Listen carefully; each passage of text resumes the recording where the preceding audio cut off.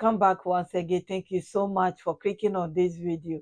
You have watched a video yesterday about the Mali and French or France once again at it. I found the original interview, a big part of it. She didn't share it all by a quick interview. I will share with you. But before then, listen to a question being asked: who are sponsoring these stories after the recent one that we have seen? That question has come back again. And this doctor was humbled to answer some of the questions. We already know a lot, but please listen and I'll be back. Where do they get their weapons? We spoke with Dr. Ali Tounkara about this issue. Let's watch this interview.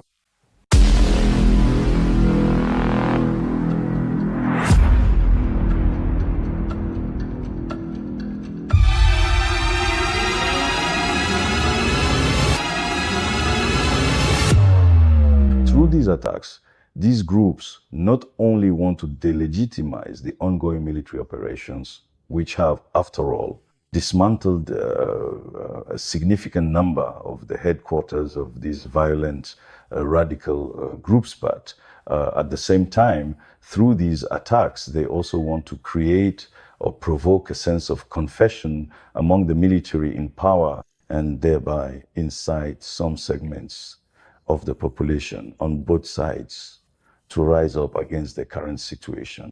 So, to put it simply, these simultaneous attacks are part of a very well orchestrated strategy, and the ultimate goal of this orchestrated plan is indeed to undermine the morale of the troops and, as a result, lead the population to challenge the military elite in power.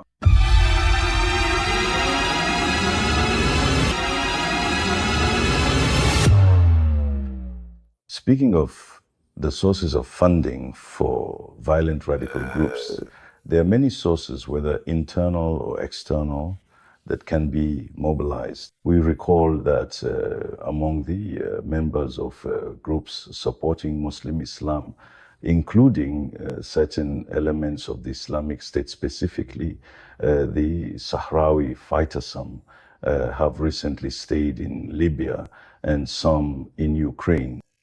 Upon their return from these two trips, it was observed in sensitive areas that these violent radical groups had developed a sophisticated mastery of drones. So naturally, the hypothesis that there may be states behind this group is, from a central perspective today, a plausible one. Another important point to remember is that when we look at the states of the Sahel Alliance, there is still, these states are in some areas surrounded by a kind of neighborhood that is not at all in sync with what is happening in terms of military actions. So being surrounded by such a hostile environment, violent radical groups can not only use these neighboring countries as places of refuge, but at the same time, weapons can also come from these same states. To this, we can also, without any hesitation, add all the changes in terms of geopolitics and even geostrategy that we are witnessing. Let us also remember that the three states today are in conflict with a number of Western powers. In this case, these powers will not hesitate, without any form of conspiracy, to use any means long as they are effective in order to deal a heavy blow to the cause undertaken by these three states. So these are important factors to mention in order to understand why these violent radical groups are being financed. But at the same time, we must not overlook the local dynamics in terms of funding either. In some places, taxes are levied on livestock and even on the illegitimate incomes of the local populations. At the same time, there are clandestine routes used by young people trying to cross the Mediterranean. And all along these secret routes, checkpoints are subject to racketeering or require payments, sometimes of significant amounts.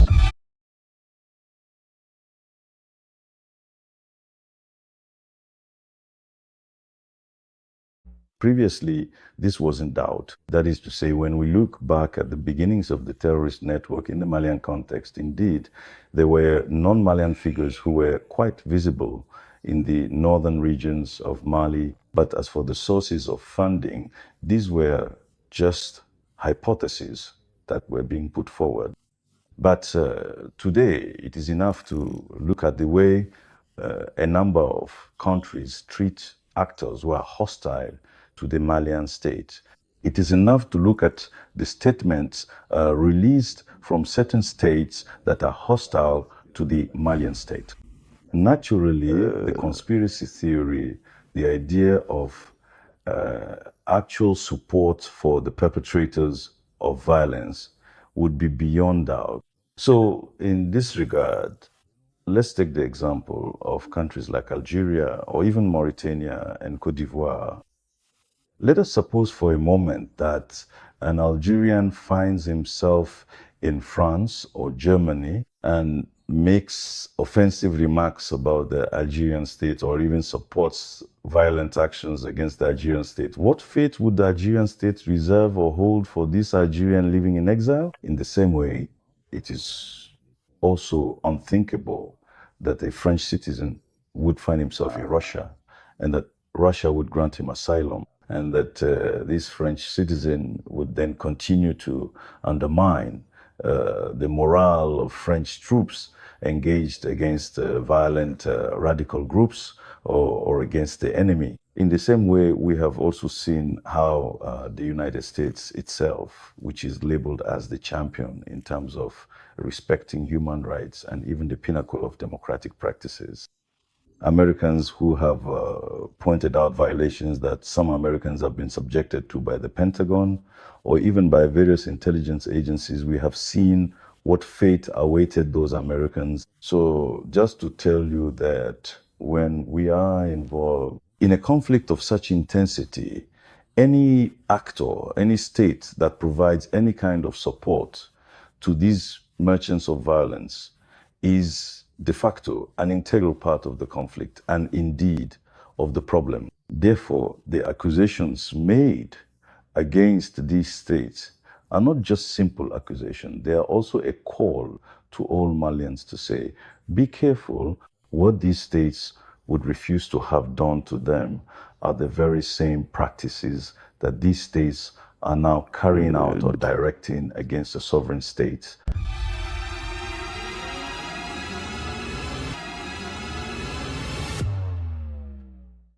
It's indeed true that we've observed the considerable rigor with which the recent simultaneous attacks have been thoroughly addressed. And from there, the rush with which a significant number of citizens headed toward the defense and security forces is a clear testament not only to the vitality of the personnel engaged in these hostile environments, but at the same time, it is also compelling evidence of how strongly the military elite in power today is committed to putting an irrevocable end to this terrorist network. But be careful. This does not mean that potential attacks could not once again be directed against army positions, but attack crises can undoubtedly be met with entirely proportionate responses. You only have to look at the level of security coverage that has been underway for the past 3 years in terms of unit deployment, equipment acquisition, and even the increasingly younger changes in command. These are indeed factors that suggest that while the phenomenon is called a long-term one, the responses being implemented today could naturally be anchored for the long haul. Thank you so much, families, for listening. When he mentioned the people that are smuggling our brothers and sisters through the Sahara to Europe, we know, or some of you will know, how deadly that route is. That's another income for the terrorists. And this is what is going on. They don't want peace to come to that area. They don't want anything or the presence of the army there. So they cannot do their job. And so they are also fighting alongside the terrorists. For me, that's what I understand. After sharing the other video, the two videos when the president of Niger ordered to bring all the um, immigrants that were at the border there. That's what they have explained it to us, that they were working with the terrorists as well. So yes, then let's go back, or let's come to the, I don't know what to call her, how she entered Mali. She was asked how she entered Mali. I'll be coming in and out, because if I do not do that, copyright. Families, I'll be back. How were you able to negotiate your way into the heart of this conflict in northern Mali? Well, this is a report that took me 2 years to actually make happen, because I had been trying to go with the Azawad Liberation Front in September 2023, at the time when the Malian army was launching an offensive in northern Mali, accompanied by the Russian paramilitary group Wagner, and when at that moment they were attacking the position of the Azawad Liberation Front. That wasn't possible for security reasons. So I went to the border with Mali for the first time last year to collect testimonies from the victims of this conflict, because when the Malian army moved into northern Mali, it began committing abuses and massive violence against the civilian population, mostly herders. So for me, it was really important to document what was happening in this area, which is now completely inaccessible to journalists. And Thank you so much for listening and watching. That's how she managed. She pretended to be one of the terrorists. And I'm surprised they are with them and they call them resistance. So if they call them resistance and America agreed that they are resistance, who are the people they were there fighting? That was my question, number one. Number two, does it mean that they were the people supplying them the ammunitions, like we all know already, and she cannot confess or say it? Because when you look at the Malian video I just shared, all those ammunitions, none of them were produced in Africa. And nowhere the technologies that they have now, even the drone that they shoot down. Anyway, so what were they doing there before, in the name of, getting rid of the terrorists? Because now they changed the name, just like they changed the name in Syria and other countries. Please listen to more and I'll be back. the first time last year to collect testimonies from the victims of this conflict, because when the Malian army moved into northern Mali, it began committing abuses and massive violence against the civilian population, mostly herders. So for me, it was really important to document what was happening in this area, which is now completely inaccessible to journalists. And in order to go with the FLA, who took responsibility for our safety, along with Antoine Baudard, who was with me, we had to dress like the local population to be as invisible as possible and blend in among the fighters. We had to be extremely mobile, and in the end, we experienced the daily life of the FLA fighters, but above all, of the people who fled Mali and now live in terror of the drones used by the Malian army and Russia, which were armed by Turkey. And so we live with that insecurity every day. We had to hide, to be extremely mobile in order to. And you can actually see it in your report. You can clearly see all of that, the whole story with the. Yes, families, this is what she went there to do, to report the truth. And she has a website that you can go and check what she has done, but I don't have time for that. And you can hear part of the information went to Africom. And that's why that general was boasting that they know what is going on the ground, and they cannot contain the terrorists. Yes, now we know. Many of them has been doing that long time. And she was lucky she didn't get caught. I don't know how she managed to get out of that place.